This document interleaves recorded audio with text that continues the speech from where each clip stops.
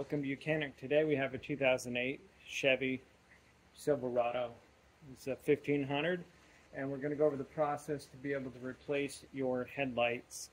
So say you need to replace any of these lights inside here, being your low beam, high beam, turn indicators, side marker lights. There's really no space to get to in the back. If so, you can on this side, being your passenger side.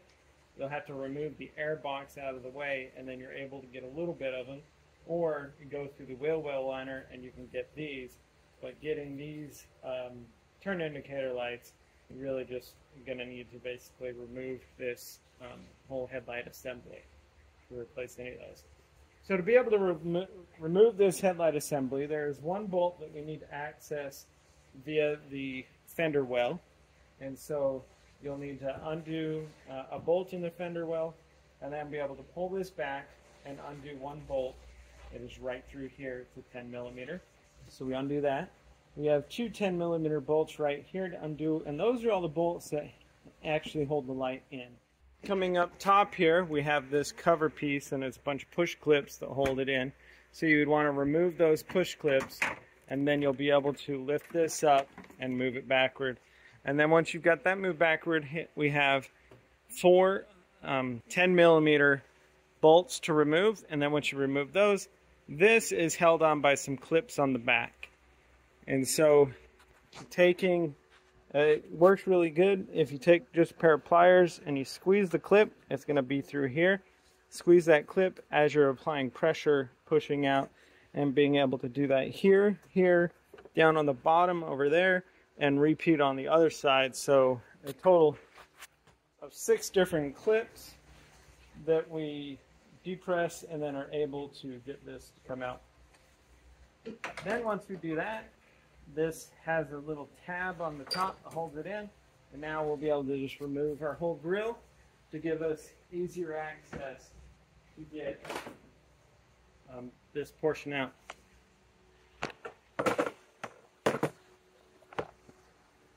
Now, coming over here, we also have 3 screws that are 10 millimeter that attach this bracket to the radiator core support. So then, if we just move that out of the way and to the side, and we have a little, right here, the light goes into there. So just so you know, the bottom of the light housing snaps into that. So if we move that to the side, then we'll be able to pull out our headlight housing. And as you work it that way, we're able to remove the headlight housing. We have one electrical connection on the back that will separate all the electric to the headlight housing. Now, if you only need to bring it this far to be able to replace the lights, but we're going to show you what you're looking at on the back. And this is where I'm saying you can actually kind of get in here, but getting these, you're not going to get your turn indicator lights. So now that we have the headlight assembly turned around, we have an H11 up in here. It should be there. And so you would be able to unhook your electrical connection, turn that a quarter turn to the left, and be able to remove that, and then put a new one in, lining the tabs up. You can see that they're different size tabs, so they will only line up the way that they're supposed to be. Then down here we have a 9005 for the lower light. Then being able to spin that out and remove that light bulb also for replacement, and then being able to get a new one of these and put a new one in.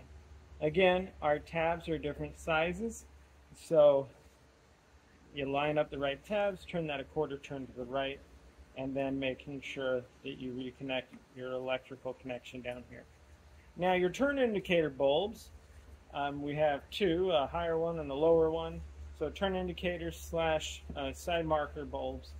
They are just as simple as spinning this and pulling that out, And then these are of a natural amber, so when you buy them, you'll want to get a new natural amber ones to put in there. And these are a 3157A or NA, right? A for the amber color. Right? Sometimes they might say NA for natural amber. So 3157, this is a dual element light bulb in the top one. Being able to get a new one and then press it back in here so it locks. This one is not as, I mean, we do have different sizes for our things to line up. And then the same thing with this one. Pop that out and repeat for the same. And this is also a 3157, so they're both the same dual element lights. And then being able to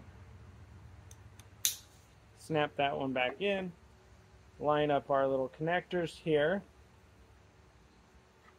So it's got a little bit tighter on the power cable, so just may need to pull it a teeny bit or undo this this clamp to get you a little bit more electric there. There we go. So there's those lights and how you would replace them. And so we have an H11, like I said, lining up those tabs, screw that in there, and then being able to connect our electrical connection. There we go. Now we can flip this around, and then this is our one main wire to hook up to the other wire connector over here. We can do that once we get this over a bit, and then this actually clips on right there to hold the wire up in place, but you may not want to clip it on right yet because it'll hit with there. And so then once you've replaced your lights, and or if you're replacing this headlight housing, then we just want to slide this over,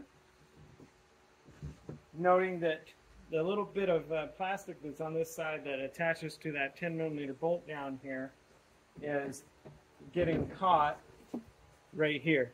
So we just got to kind of work it around that. And this is where that one I put on, that's when you want that off where the main electrical connection is, so that you can get this around here.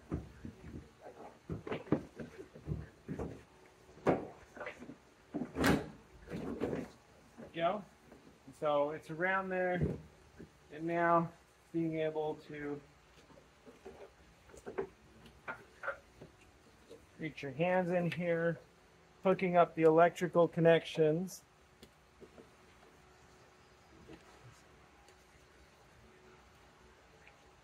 Let's go.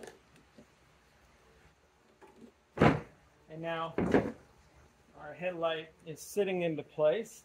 And so we also need to start by, I get this part. So we've got this bracket to bring back over here.